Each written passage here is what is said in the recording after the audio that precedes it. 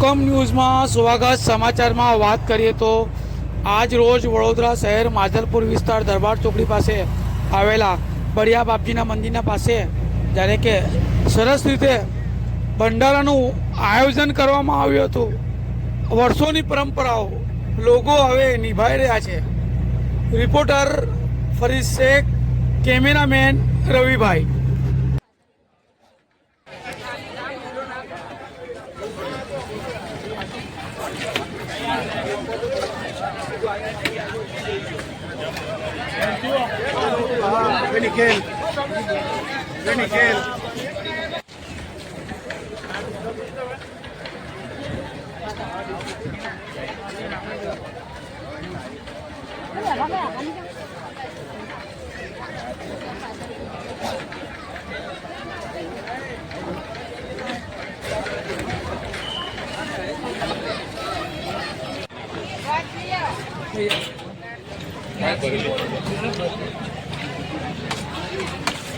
खाली दो लगा जो बड़ी राखी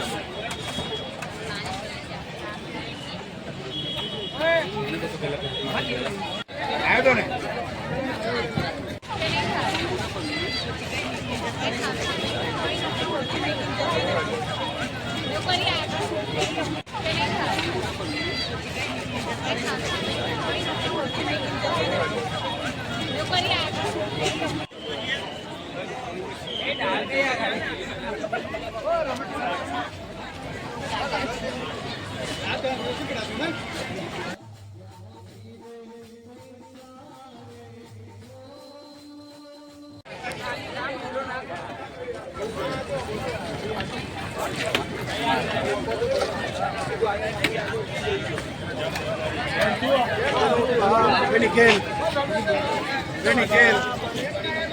સારો કાર્યક્રમ રાખવામાં આ દરબાર ચોકડી પાસે બળિયાદેવનું મંદિર છે અને આજે બળિયાદેવનો 11મો મહાભંડારો રાખેલ છે।